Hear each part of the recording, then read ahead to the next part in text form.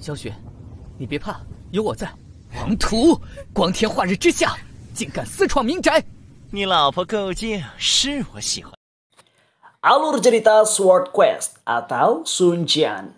Tokoh utama bernama Xiaoling. Ini orangnya seorang biasa aja yang tidak sadar punya kemampuan master pedang level dewa. Wah, kece banget ya kayaknya. Nah, season 1 ada 12 episode. Baiklah, kita tamatkan yuk Sword Quest full episode 1 sampai 12. Selamat menyaksikan sampai akhir.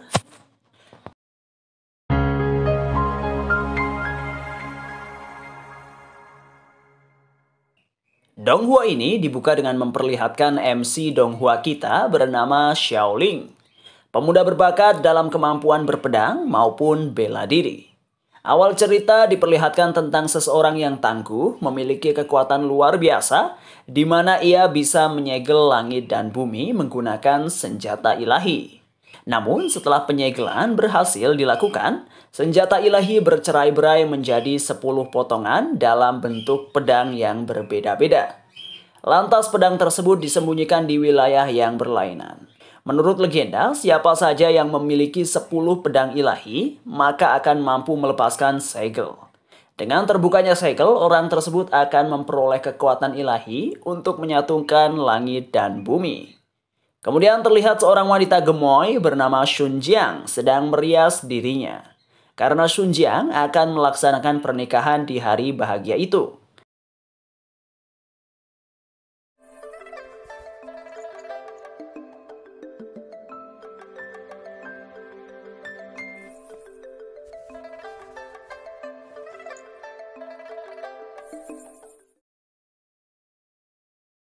Selesai berhias, Sun Jiang memperhatikan riasannya. Tak lama, datanglah pelayan mengingatkan Sun Jiang bahwa waktu menikah telah tiba.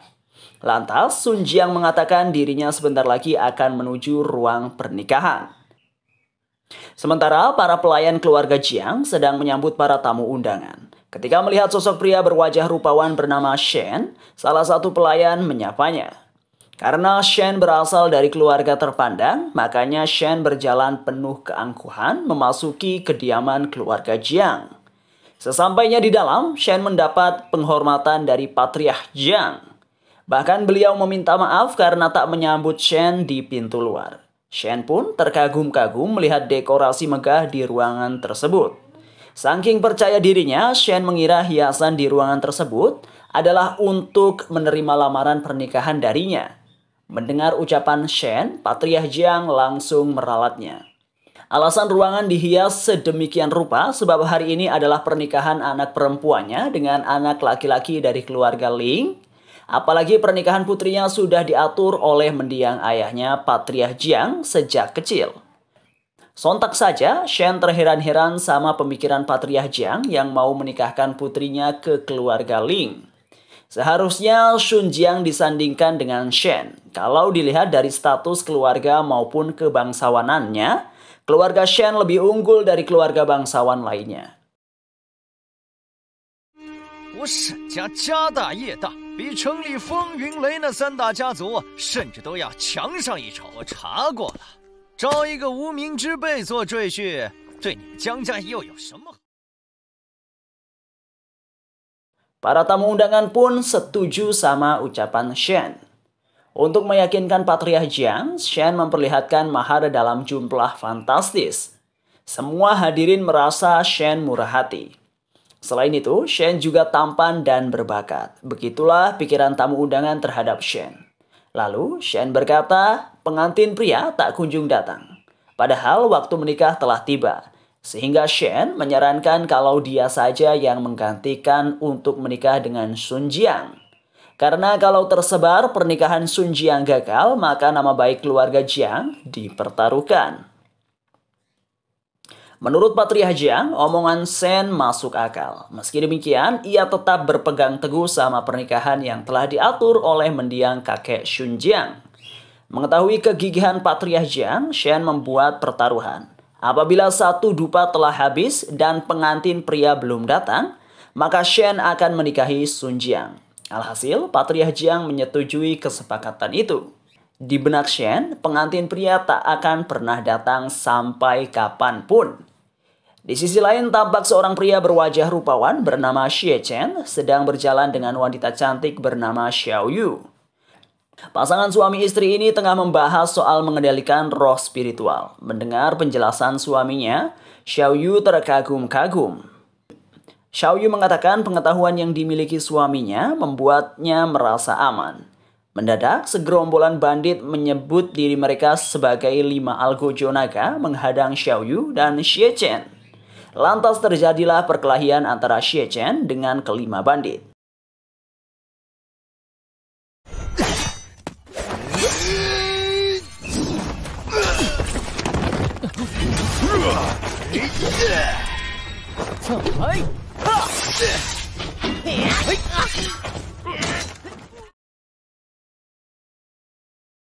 Selagi Xie Chen menghadapi salah satu dari 5 algojo naga, musuh lainnya bangkit mendekati Xiao Yu. Sehingga Xie Chen segera menghajar para penjahat. Namun, Xie Chen tak fokus dan terkena serangan dari belakang. Tiba-tiba Xiaoling muncul dengan gagahnya.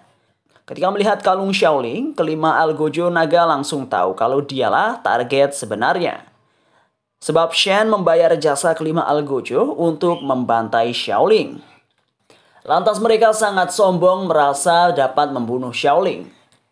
Akan tetapi kebalikannya, Xiaoling lah dengan mudah mengalahkan mereka.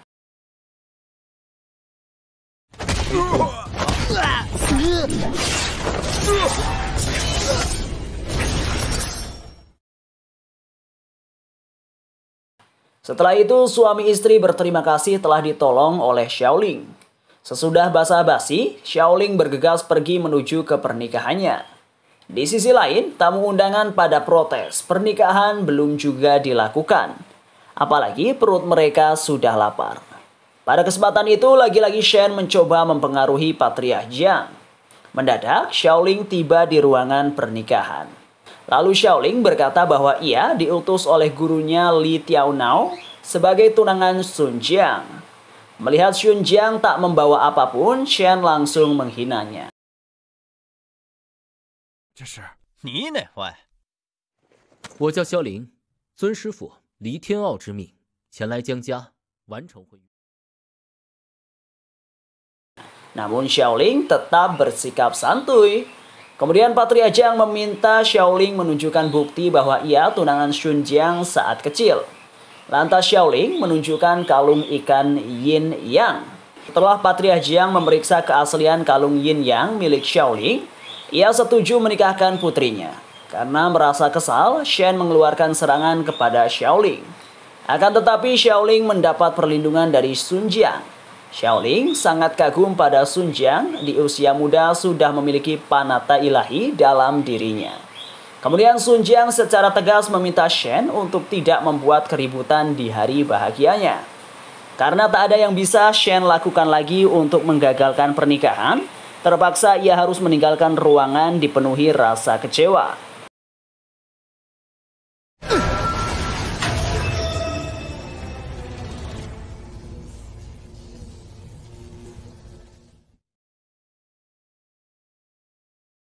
Sementara para tamu undangan membicarakan bagaimana keluarga Jiang menghadapi kemarahan keluarga Shen.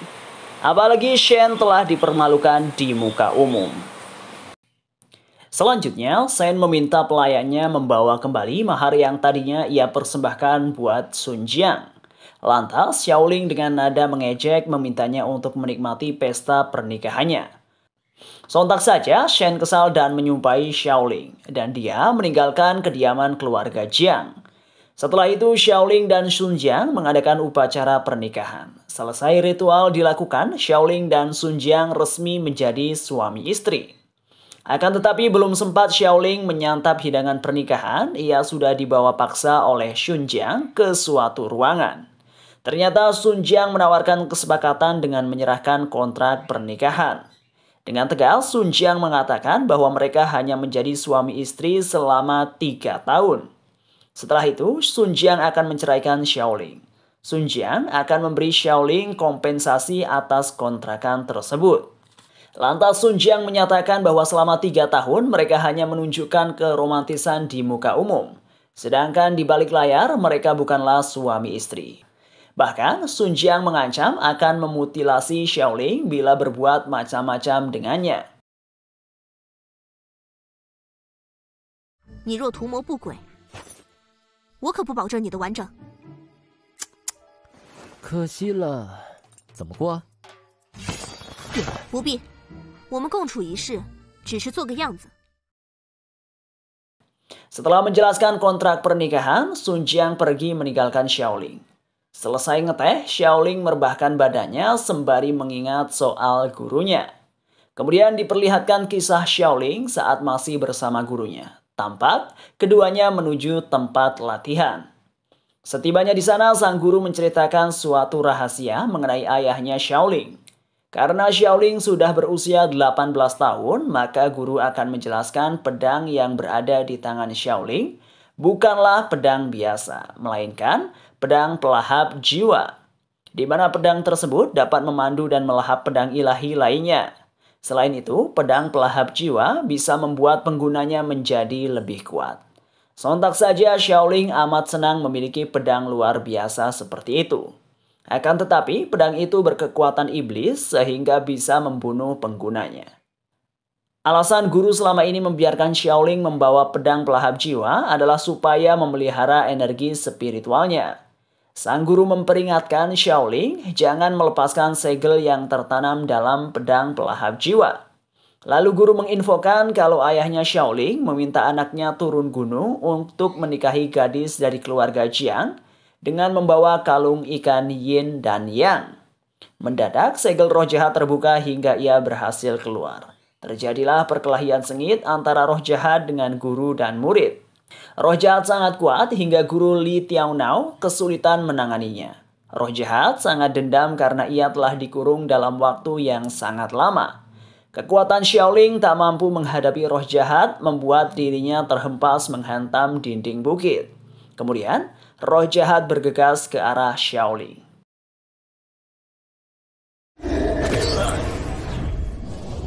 Xiaoling!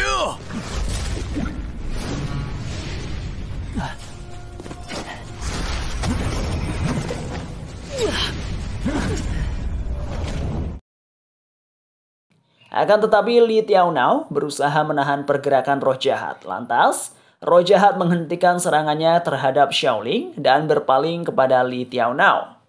Kedua kubu saling adu kekuatan di mana roh jahat lebih unggul.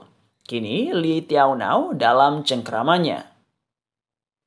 Melihat gurunya dalam bahaya, Xiaoling membuka segel pedangnya. Aura dari pedang tersebut dapat dirasakan oleh roh jahat. Entah kenapa roh jahat sangat familiar dengan aura tersebut. Setelah menyadari kalau Xiaoling adalah anak dari orang yang telah mengurungnya, membuat amarah roh jahat semakin memuncak. Namun, berkat kekuatan pedang pelahap jiwa, menyebabkan Xiaoling mudah mengalahkan roh jahat.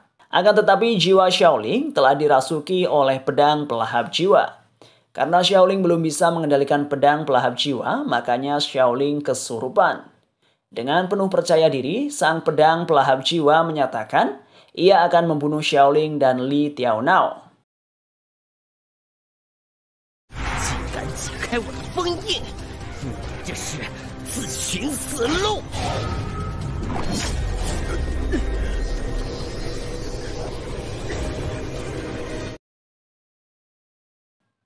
Kemudian Xiaoling kerasukan menyerang sang guru. Namun Li Tiaonao mampu menahannya. Pelahap jiwa keheranan mengapa kekuatan supernya terasa lemah. Lantas sang guru mengeluarkan pelahap jiwa dari tubuh Xiaoling. Setelah itu Li Tiaonao memaksa pelahap jiwa bergabung dengan Xiaoling. Sehingga segel pedang pelahap jiwa terpasang kembali.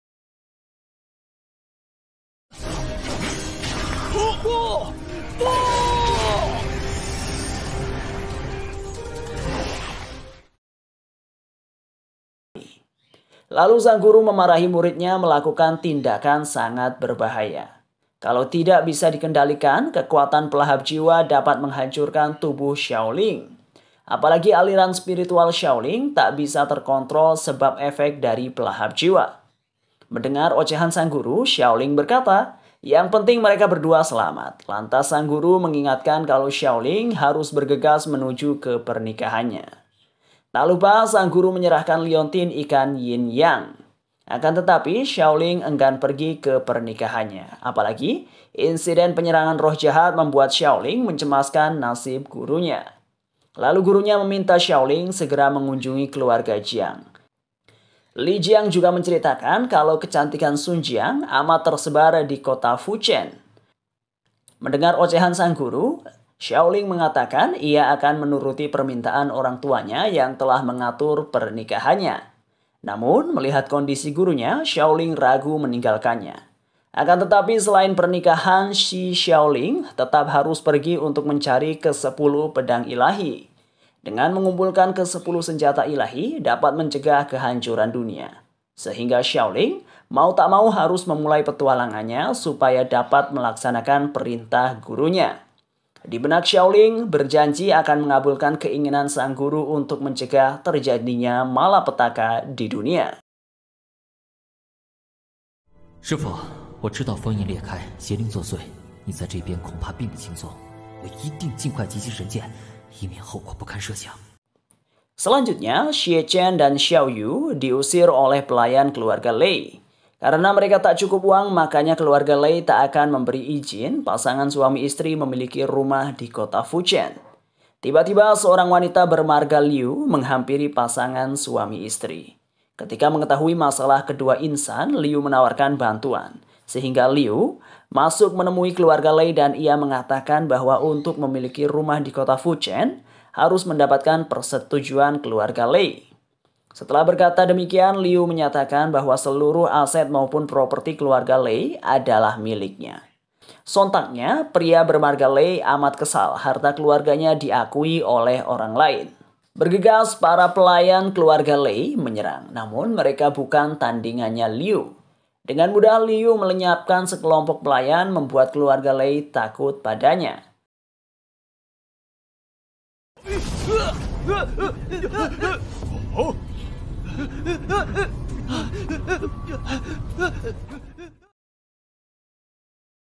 Lantas, Liu menyarankan Lei harus meminum pil kalau tidak nyawanya akan terancam. Karena ketakutan, Lei menuruti perintah Liu. Setelah meminum pil pemberian Liu, Lei telah menjadi budaknya. Karena keluarga Lei berada pada kendalinya, Liu memberikan rumah buruk yang sesuai dengan uang yang dimiliki Xie Chen. Tak lupa, sepasang suami istri itu berterima kasih kepada Liu. Tanpa bantuan Liu, kedua insan akan tidur di jalanan kota Fujian. Bergegas, Xiao Yu membersihkan rumah tersebut agar layak dihuni. Ketika tinggal berdua dengan Xie Chen, Liu mengatakan bila mau menemaninya, maka kedua insan akan diberi rumah yang lebih baik. Akan tetapi, Xie Chen dengan sopan menolak ajakan Liu. Setelah itu, Xie Chen masuk ke dalam rumah. Sementara Liu berkata, ia amat tertarik pada rupa tampan Xie Chen. Lantas Liu meninggalkan kediaman Chen. Di lain sisi, tampak Shaolin ditemani pelahap jiwa pergi berjalan-jalan di halaman keluarga Jiang. Sewaktu melihat hewan spiritual, pelahap jiwa menyarankan Shaolin segera menyerap energi spiritualnya. Akan tetapi Shaolin tidak mau mengambil barang milik orang lain. Mendengar ocehan Shaolin, pelahap jiwa bergumam kalau ia akan mengendalikan Shaolin. Si keras kepala suatu hari nanti. Apalagi Shaolin selalu saja membantah ucapannya, membuat pelahap jiwa amat kesal. 我在夸主人高风亮节，一表人才。哼，废话。切，他们江家的东西，我用了倒还欠人情，要吸收灵气，多的是办法。 Sedangkan Sun Jiang sedang dimarahi paman ketiganya karena lebih memilih pria miskin daripada keluarga terpandang seperti Shen. Dengan tegas Sun Jiang berkata ia hanya menghormati yang sudah digariskan kepadanya. Lantas Patria Jiang meminta saudaranya untuk berhenti membahas mengenai keluarga Shen. Setelah itu Sun Jiang berjalan di lorong rumahnya berpapasan dengan sang adik bernama Yun Jiang. Kemudian keduanya membahas mengenai paman ketiga yang selalu menyalahkan Sun Jiang telah menyinggung keluarga Shen. Mendadak pelayan meminta Sun Jiang memeriksa laporan keuangan keluarga Jiang. Di lain sisi, Xiaoyu sedang digoda oleh Shen. Sontak saja Xiaoyu merasa keberatan dengan perilaku Shen. Lantas, para pelayan Shen mengatakan seharusnya Xiaoyu merasa beruntung mendapatkan perhatian tuannya. Namun Xiaoyu ogah menuruti kemampuan Shen. Ketika Shen and the gang mau membawa Xiaoyu, datanglah Xie Chen menghalangi perbuatan mereka. Sehingga terjadilah perkelahian antara Xie Chen dan para pelayan keluarga Shen.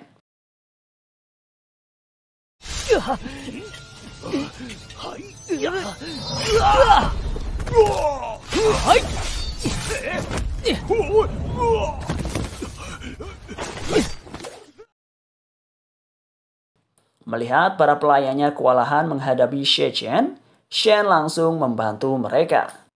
Berkat kekuatan Shen, Xie Chen tak leluasa bergerak. Pada kesempatan itu, Shen memberi pilihan. Kalau Xie Chen mau selamat, harus menyerahkan istrinya secara sukarela pada Shen. Jelas saja Xie Chen menolaknya. Di situasi demikian, Xiaoling datang mengganggu kesenangan Shen.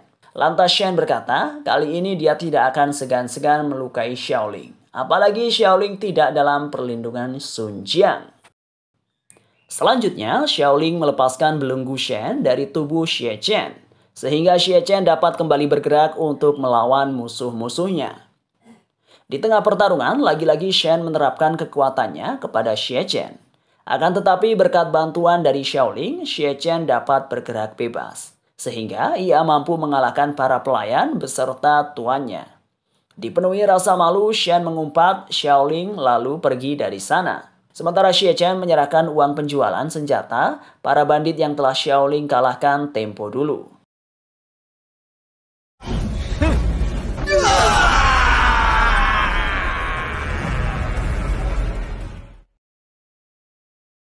Lantas Xiaoyu meminta Xiaoling menerimanya.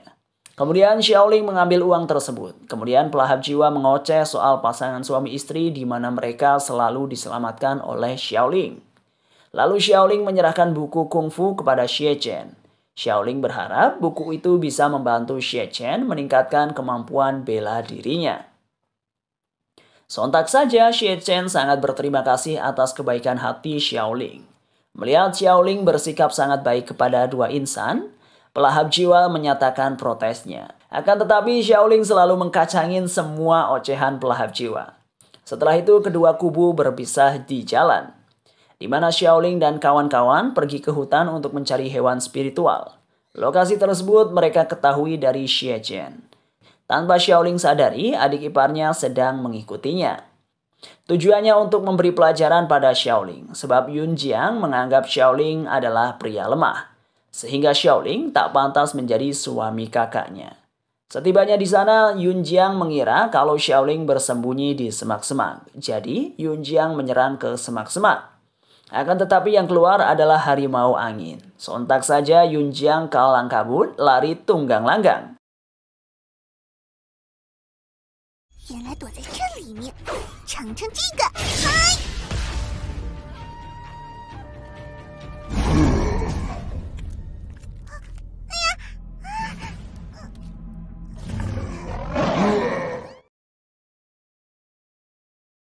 Kini harimau angin mengejar kemana perginya Yun Jiang. Sementara pria pemabuk jalan sempoyongan. Kemudian pria pemabuk rebahan di dahan pohon.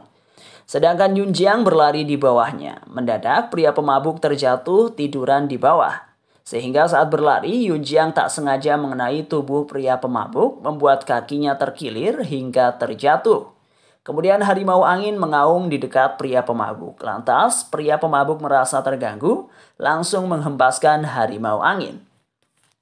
Dari kejauhan, Xiaoling berpikir pria pemabuk sangat hebat. Akan tetapi harimau angin lainnya muncul secara berkelompok. Melihat situasi sangat berbahaya, pria pemabuk meminta Yun Jiang untuk kabur dari sana. Namun Yun Jiang sedang terkilir dan tak bisa bergerak sama sekali. Lantas Xiaoling bergegas menolong pria pemabuk dan Yun Jiang. Hanya dengan satu tebasan pedangnya, Xiaoling mampu mengalahkan segerombolan harimau angin.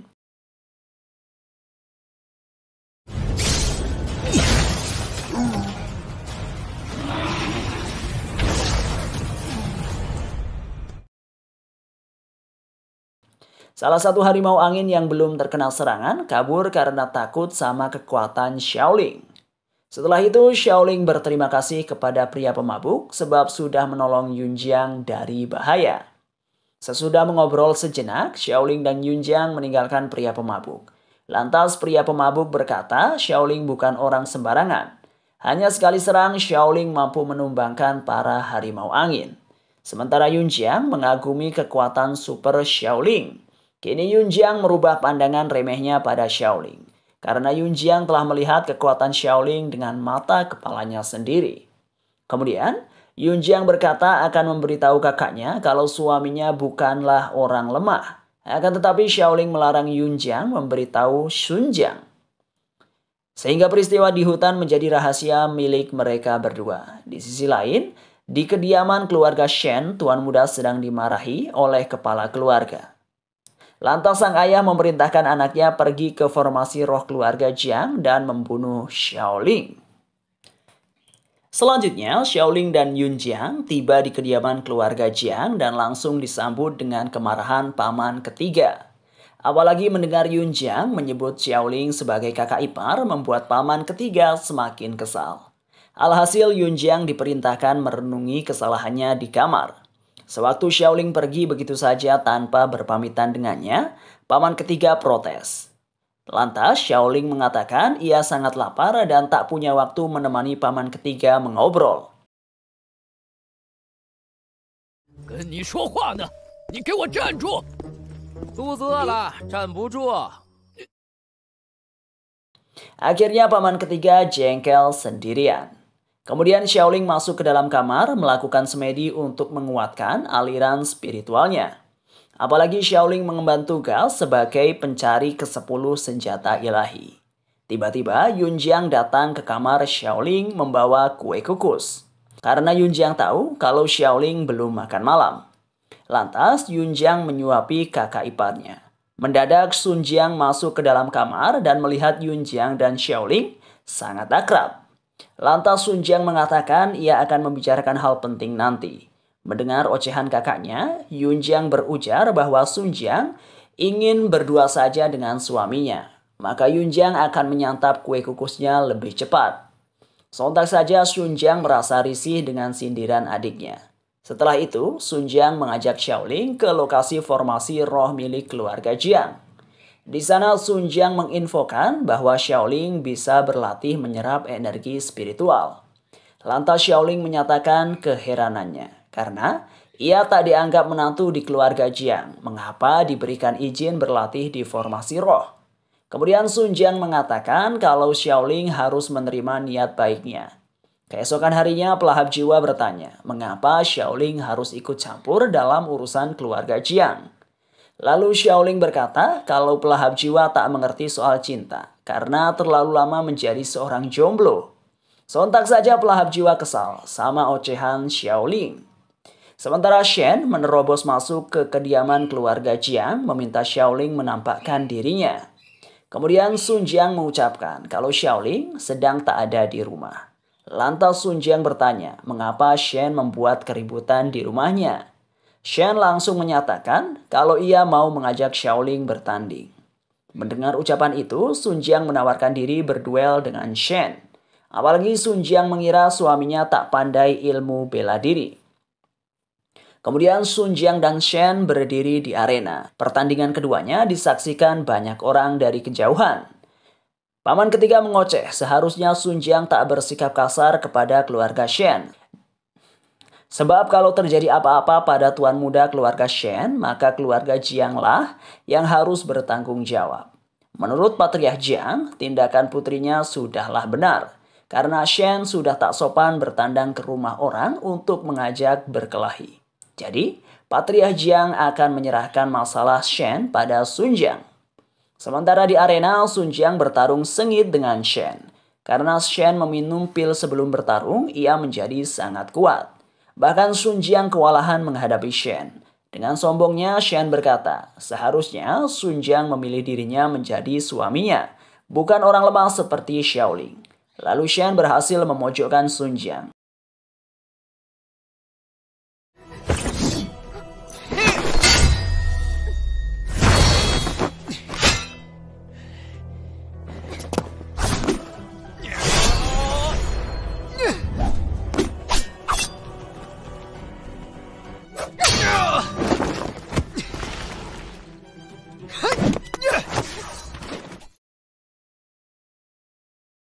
Dari kejauhan, sang Patriarh Jiang mencemaskan keadaan Sun Jiang. Kemudian di arena, Shen bertanya mengapa Sun Jiang melindungi suami payahnya. Kalau Xiaoling tak muncul juga, maka nyawa Sun Jiang menjadi taruhannya. Selanjutnya, Xiaoling berada di tengah hutan untuk menyerap energi roh hewan spiritual. Ketika harimau angin menyerangnya dari belakang, Xiaoling menyadari dan langsung membantainya. Setelah itu, Xiaoling menggunakan pedangnya menghisap energi spiritual dari harimau angin. Mendadak, Yun Jiang berlari terengah-engah sembari mengatakan kalau tuan muda keluarga Shen membuat keributan di kediaman keluarga Jiang.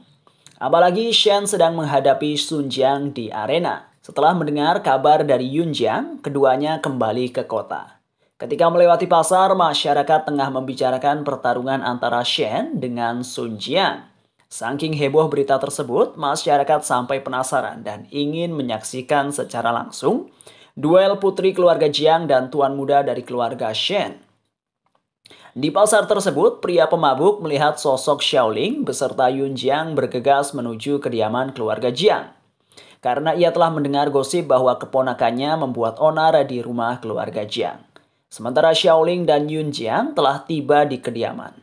Lantas Xiaoling berteriak meminta Shen berhenti menyerang Sun Jiang. Sontak saja Shen menghentikan serangannya, beralih menghunuskan pedangnya ke arah Xiaoling. Akan tetapi pamannya si pria pemabuk menghajar Shen. Peristiwa tersebut membuat para penonton pertandingan keheranan, terutama paman ketiga dan Patriarh Jiang. Sehingga mereka menganggap karena terlalu mabuk, Shen Su, si pria pemabuk menyerang keponakannya sendiri. Padahal tidak demikian.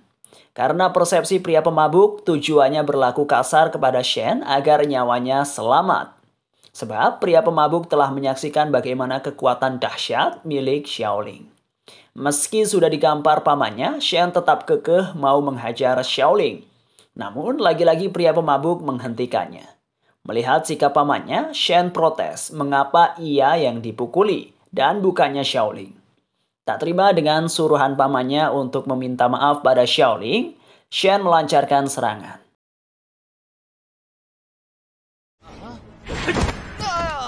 跪下，给这位大人道歉。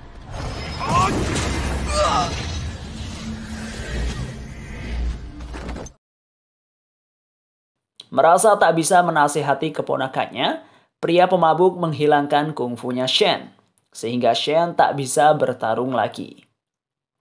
Setelah itu, pria pemabuk mewakili keponakannya untuk meminta maaf. Lantas, Xiaoling tak memperpanjang masalahnya. Lalu Xiaoling menghampiri istrinya dan mengulurkan tangannya. Namun Sun Jiang tak menerima uluran tersebut. Di lain sisi, pria pemabuk telah membawa keponakannya pulang ke rumah.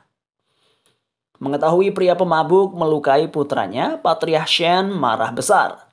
Sehingga terjadilah duel antara dua bersaudara. Karena kekuatan pria pemabuk lebih dahsyat, Patriarh Shen kalah telak. Menurut pria pemabuk, Patriarh Shen salah mendidik anak. Apabila Patriarh Shen terus-terusan bersikap demikian, lambat laun keluarga Shen diambang kehancuran. Mendadak muncul Liu di sana langsung mengeluarkan kekuatannya kepada pria pemabuk. Berkat kekuatan Liu, Shen Su alias pria pemabuk sama sekali tak berdaya. Pria pemabuk pun keheranan mengapa ia tak bisa menggerakkan badannya.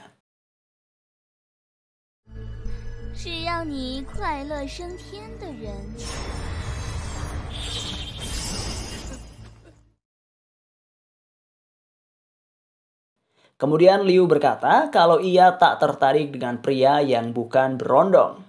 Maka Liu tak akan membiarkan pria pemabuk hidup. Walau sebenarnya Liu mengagumi kekuatan pria pemabuk. Lalu Liu mengeluarkan secara paksa roh spiritual pria pemabuk. Akibat ulah Liu, pria pemabuk mengalami kesakitan luar biasa hingga tewas.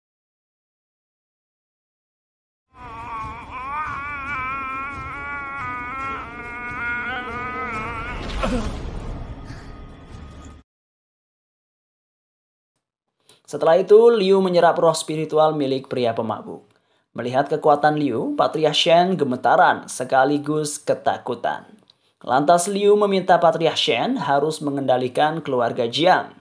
Kemudian Liu memberikan pil dan meminumkannya kepada Shen. Dengan pil tersebut, Kung Fu Shen bisa kembali lagi. Bahkan, tubuh Shen pulih sangat cepat. Selesai urusannya di rumah keluarga Shen, Liu bergegas pergi dari sana. Di lain sisi, Xunjiang bertanya, Xiaoling hendak pergi kemana? Lantas Xiaoling mengatakan ia ingin meningkatkan latihannya di luar. Kemudian Xunjiang menyerahkan Liontin pusaka keluarga Jiang, di mana Liontin itu melindungi pemiliknya dari serangan mematikan. Tak lupa pula Xunjiang memperingati Xiaoling untuk tidak berurusan dengan keluarga Shen. Mendengar ucapan Xunjiang, Xiaoling malah menggoda istrinya. Xiaoling mengatakan bagaimana kalau mereka melakukan perjalanan jauh demi menghindari ancaman keluarga Shen. Sontak saja Xunjiang mengatakan seharusnya Xiaoling harus banyak-banyak berlatih agar tak terbunuh saat berhadapan dengan musuh yang kuat. Setelah Xiaoling berpamitan dengan Xunjiang, ia pergi dari sana. 不如咱们就浪迹天涯算了。啊？ 少在这油嘴滑舌。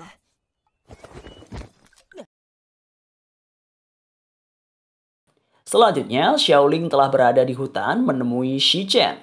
Lantas Shi Chen bertanya perihal apa Xiaoling memintanya datang ke hutan.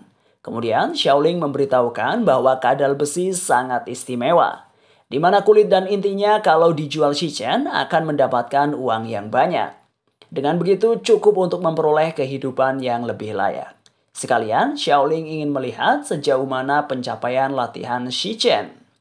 Dengan penuh rasa hormat, Shi Chen berterima kasih atas kebaikan yang diberikan oleh Xiaoling kepada dia dan istrinya. Lalu, Shi Chen bertanya bagaimana ia bisa membalas perbuatan baik Xiaoling. Menurut Xiaoling, bila Shi Chen semakin kuat, itulah cara membalas budi kepadanya. Tak lama kemudian muncullah kadal besi. Segera Shi Chen menerapkan latihannya untuk menyerang kadal besi. Lalu Shi Chen menggunakan pedangnya mengiris perut kadal besi. Akan tetapi kadal besi tetap kokoh dan berusaha menyerang balik. Lantas, Shi Chen mengeluarkan jurus pedangnya. Setelah itu, Shi Chen menancapkan pedang ke lehernya kadal besi hingga tewas.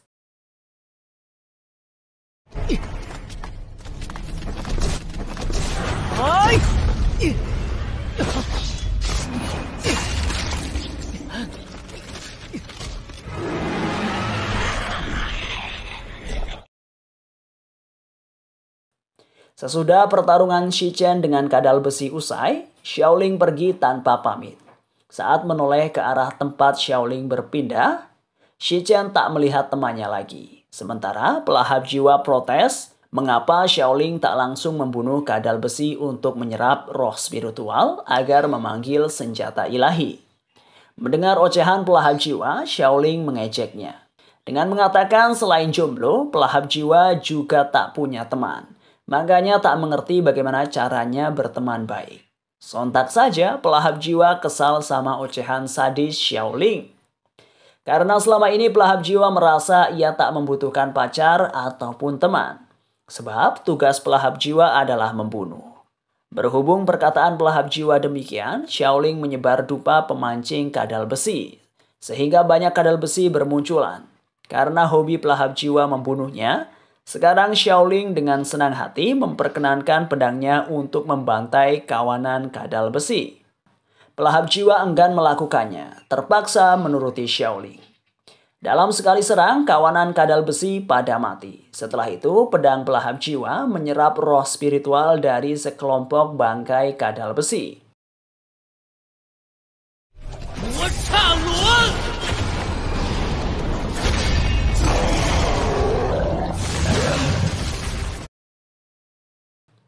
Setelah dirasa cukup memiliki energi spiritual, Xiaoling mulai memanggil pedang ilahi yang bersembunyi.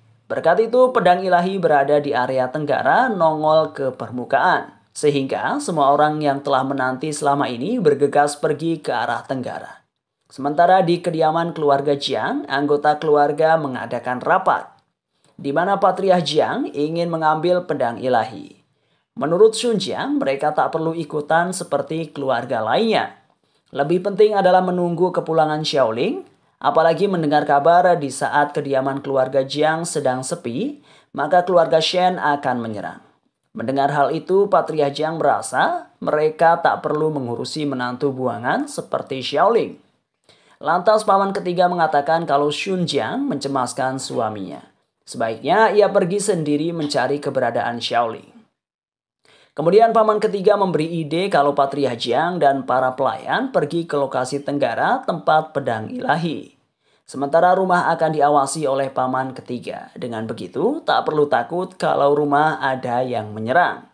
Mendengar saran paman ketiga, Patriarch Jiang setuju. Di sisi lain, Xie Chen melihat situasi di luar sangat kacau. Maka Xie Chen memutuskan untuk segera pulang ke rumah karena Xie Chen mencemaskan keadaan istrinya. Adapun Liu berada di atas atap mengoceh kalau ia salut dengan kemampuan Xiaoling, sebab bisa mengeluarkan pedang ilahi dari tempat persembunyiannya. Sementara di kediaman keluarga Shen, para pelayan melaporkan bahwa Patriarch Jiang pergi mencari pedang ilahi. Mendengar kabar baik tersebut, Patriarch Shen meminta pelayannya bergegas ke rumah keluarga Jiang, sebab mereka akan menguasai formasi roh milik keluarga Jiang. Lantas, si pelayan menyatakan keheranannya, sebab seharusnya keluarga Shen pergi ke lokasi tempat pedang ilahi berada. Menurut Patriarch Shen, Liu pasti bisa mengambil pedang ilahi, sedangkan Patriarch Shen bertugas menghancurkan keluarga Jiang. Setibanya di rumah, Xie Chen dikagetkan dengan kondisi istrinya yang memprihatinkan, di mana Xiao Yu mendapat perlakuan tak pantas dari Shen. Sontak saja Xie Chen geram dengan tingkah laku tak bermoral Shen. Dengan entengnya, Shen menawarkan kesepakatan kalau Xie Chen membiarkan dia memiliki Xiao Yu selama 3 hari, maka ia akan memberikan uang dalam jumlah banyak. Apalagi Xiao Yu memiliki kecantikan luar biasa.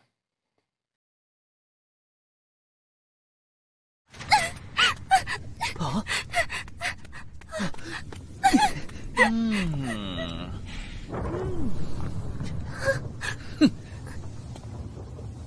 萧雪，你别怕，有我在。王土，光天化日之下，竟敢私闯民宅！你老婆够劲，是我喜欢。 Selanjutnya, paman ketiga meminta Yun Jiang diam, kalau tidak ia akan membunuhnya. Kemudian Xie Chen menyerang paman ketiga hingga ia pingsan. Yun Jiang mengira Xie Chen adalah Xiaoling, hingga ia memanggilnya dengan sebutan kakak ipar. Akan tetapi Yun Jiang menyadari kalau pria di hadapannya adalah orang lain. Lantas Xie Chen mengatakan ia datang untuk membantu keluarga Jiang sebagai bentuk terima kasihnya pada Xiaoling. Lalu Yun Jiang memohon agar Xie Chen menolong kakaknya yang kini dalam bahaya. Sehingga bergegaslah Xie Chen dan Yun Jiang pergi ke tempat Yun Jiang ditawan. Setibanya di sana, Xie Chen dikagetkan sama kelakuan tak pantas Patriarch Shen yang ingin menjahili Sun Jiang. Segera Xie Chen langsung menyerangnya. Kemudian Xie Chen membantu Sun Jiang untuk bisa bergerak. Setelah itu Xie Chen dan Sun Jiang melawan Patriarch Shen. Di sela pertarungan, Sun Jiang meminta Yun Jiang untuk mencari Patriarch Jiang. Kemudian ketiganya bertarung sengit, di mana Patriarch Shen berhasil memojokkan Xie Chen. Lalu Yun Jiang beradu pedang dengan Patriarch Shen. Patriarch Shen pun kewalahan menghadapi Sun Jiang, apalagi energi spiritualnya hampir habis. Sehingga ia berlari menuju formasi roh untuk menyerap energi spiritual.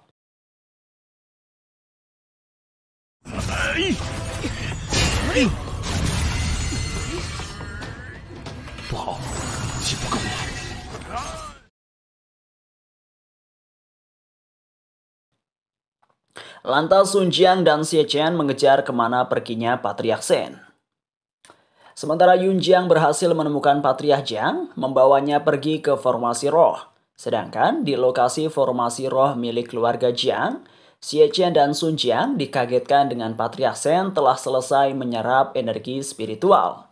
Akibatnya Patriarch Shen bertambah kuat. Kemudian Patriarch Shen meminum pil ungu. Setelah itu Patriarch Shen menggunakan jurus iblis ungu menyerang Xie Chen. Kekuatan luar biasa itu menyebabkan Xie Chen terluka parah. Kini giliran Sun Jiang yang diserang. Akan tetapi Sun Jiang tak menyerah. Dirinya mengeluarkan kekuatan naganya. Setelah melepaskan diri dari kendali Patriarch Shen, Sun Jiang hendak menyatukan diri dengan naga putih. Sontak saja Patriarch Jiang yang baru tiba memohon kepada anaknya untuk tidak melakukan itu. Karena Sun Jiang bisa mati. Namun Sun Jiang tak mendengarkan omongan ayahnya. Demi menyelamatkan keluarga Jiang, Sun Jiang harus melakukannya. Sehingga Sun Jiang mulai meminta sang naga menyatukan diri padanya. Untung saja Xiaoling datang tepat waktu dengan memutus meridian dalam tubuh Sun Jiang.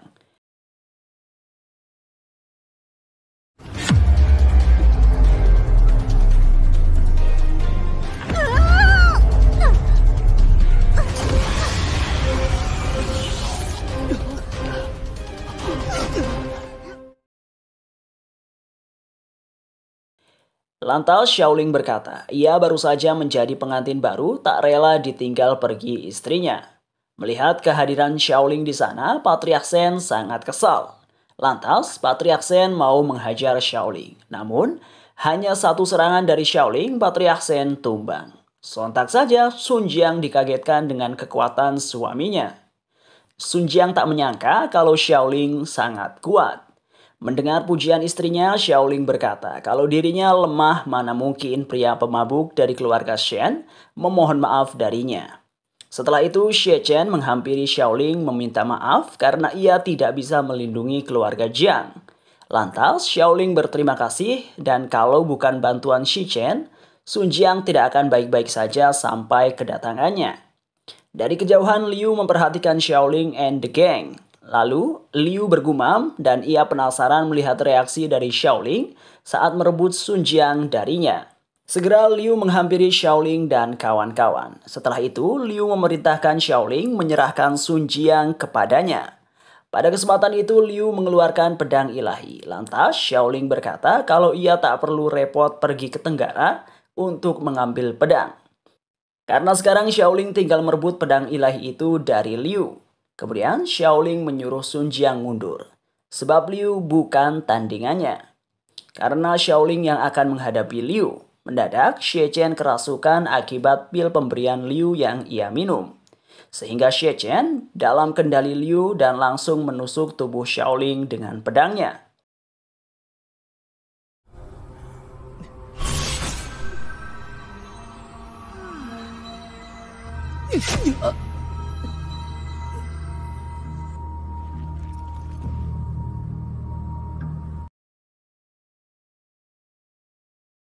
Alhasil Xiaoling terkapar. Sontak saja Sun Jiang dan kawan-kawan panik. Selanjutnya Sun Jiang melihat ada keanehan pada diri Xie Chen. Sepintas Liu teringat di saat kota Fuchen kacau balau. Ia sedang berdiri di atap memperhatikan orang-orang sibuk pergi ke lokasi pedang ilahi berada. Kala itu Liu bergumam untuk menangani Xiaoling ia harus mempunyai beberapa cara. Setelah itu, diperlihatkan saat Liu berada di rumah Xie Chen, di mana Liu memberikan pil kepada Xie Chen alih-alih mengatakan untuk pemulihan kesehatan, padahal niat Liu agar Xie Chen dalam pengaruhnya. Kembali ke masa depan, di mana Sun Jiang berkata apa yang sudah diperbuat oleh Liu terhadap Xie Chen. Kemudian Liu menerapkan kekuatannya pada tubuh Sun Jiang, membuatnya tak bisa bergerak. Lantas Liu berkata kalau pesonanya sangat mudah menaklukkan banyak lelaki, termasuk Xie Chen. Setelah itu Liu mendekati Sun Jiang sembari berkata bahwa ia sudah lama menantikan tubuh sempurna Sun Jiang. Apalagi dari latar belakang keluarganya, Sun Jiang mempunyai kelebihan dari siapapun. Karena sang ayah mempunyai darah murni, begitu juga dengan ibu Sun Jiang, seharusnya Sun Jiang menjadi orang termasyhur. Hanya saja Sun Jiang lahir di keluarga cabang yang membuatnya tidak terlalu terekspos. Meski demikian, tak menampik bahwa Sun Jiang mewarisi darah murni milik ayah dan ibunya. Berkat itu juga Sun Jiang memiliki rupa yang sangat cantik dan bau tubuh Sun Jiang sangat harum. Sehingga Liu amat tertarik menyantap tubuh Sun Jiang. Dengan begitu, semua hal yang ada pada Sun Jiang bisa menjadi milik Liu. Lantas, Liu hendak memutilasi tubuh Sun Jiang untuk disantap. Akan tetapi ketika ia melakukan penyerangan, pelahap jiwa keluar. Kemudian Liu amat kesal menyerang pelahap jiwa. Namun serangan terhadapnya tak mempan sama sekali, membuat Liu keheranan.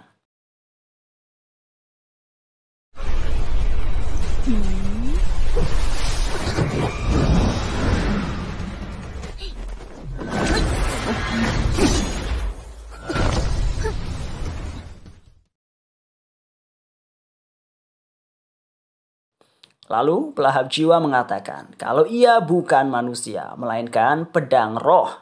Mendengar kabar tersebut, Liu sangat senang. Karena esensi roh milik Liu sama persis dengan kepunyaan pelahap jiwa. Akhirnya duel antara pelahap jiwa dan Liu terjadi. Di pertandingan itu Liu lebih unggul. Alhasil, pelahap jiwa dapat dipojokkan oleh Liu.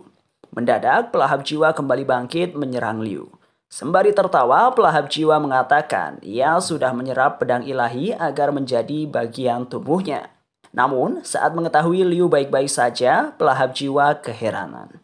Lantas, Liu berkata, walau pelahap jiwa sudah menyatu dengan pedang ilahi tanpa adanya energi spiritual tingkat tinggi, dirinya tak akan mampu melawan Liu.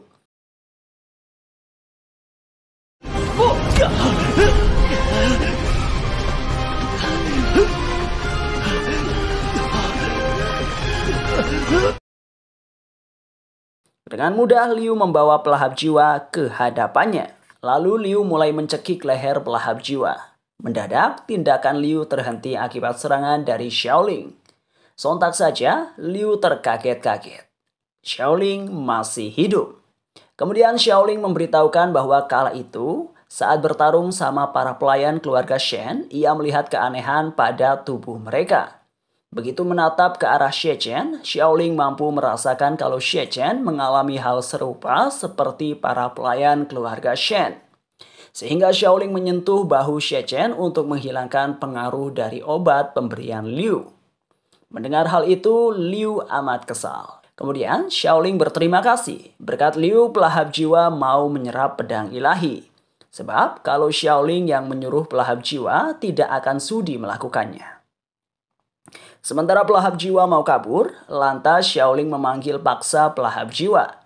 Akhirnya pelahap jiwa berada di bawah kendali Xiaoling. Sedangkan Patriarch Jiang mengatakan kalau ia ingin memberitahu soal garis keturunan keluarga Jiang. Namun Patriarch Jiang belum mempunyai waktu yang tepat untuk membicarakannya. Lalu Sun Jiang berkata ia telah lama mengetahui hal itu.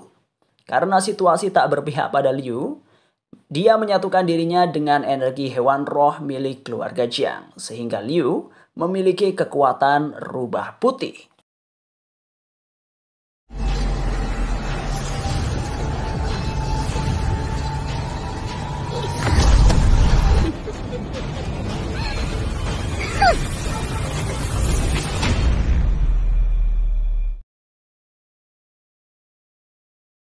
Selanjutnya, Liu dan Xiaoling bertarung dengan sengit. Kemudian Xiaoling melancarkan teknik rantai surgawi. Akibatnya, Liu kewalahan menghadapi serangan rantai surgawi. Akhirnya Xiaoling bisa menjerat Liu hingga hancur berkeping-keping.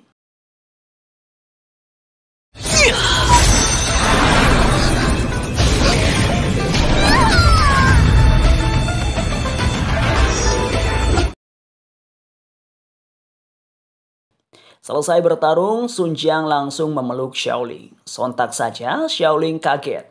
Istrinya selama ini cuek mengapa berbuat demikian. Setelah itu, Yun Jiang juga memeluk kakak iparnya.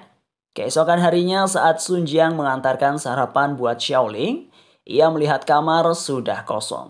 Hanya surat dan buku kultivasi yang ditinggalkan Xiaoling. Kemudian Sun Jiang membaca surat tersebut, di mana isinya Xiaoling akan pergi ke kota Bunxia untuk mengumpulkan pedang ilahi lainnya. Xiaoling juga meninggalkan buku kultivasi agar memperkuat energi spiritual Sun Jiang. Di sisi lain, Xiaoling dan pelahap jiwa melakukan perjalanan. Mendadak, terdengar Sun Jiang memanggil Xiaoling. Kemudian diperlihatkan kilas balik sebelum Sun Jiang menyusul Xiaoling, di mana Sun Jiang menghadap sang ayah dan menyerahkan buku kultivasi pemberian Xiaoling. Sun Jiang mengabarkan kepada Patriarh Jiang bahwa suaminya telah pergi ke kota Bunxia. Setelah berpikir sejenak, Patriarh Jiang memerintahkan Sun Jiang untuk pergi ke tempat keluarga Jiang yang ada di kota Bunxia dan membantu Xiaoling. Sontak saja Sun Jiang menyetujui permintaan Patriarh Jiang. Kembali ke TKP, Sun Jiang berkata ia tak akan membiarkan Xiaoling pergi sendirian. Maka Sun Jiang akan menemani perjalanan Xiaoling. 云静必当勤加修炼自保，不负你我二人一场姻缘。我想过了，我还是愿意与你一同闯荡。若因云静之事陷你于不利， Sehingga keduanya berangkat bersama. Ketika melihat banyak anggur, Xiaoling bertanya soal itu.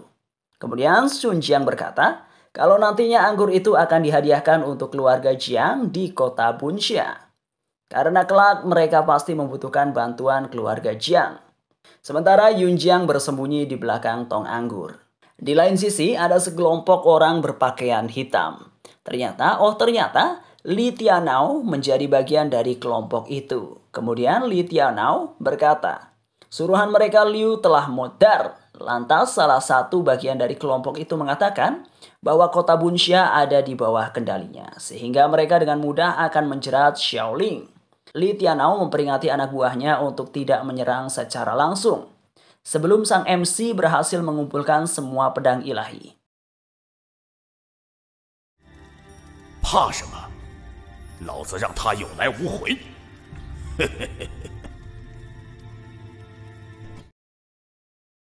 Dan ceritanya pun berakhir sampai di sini.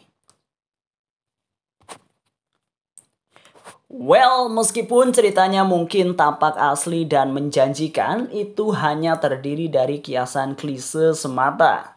Xiaoling dipandang rendah sebagai sampah oleh mertuanya dan antagonis dari cerita seperti setiap donghua kultivasi lainnya.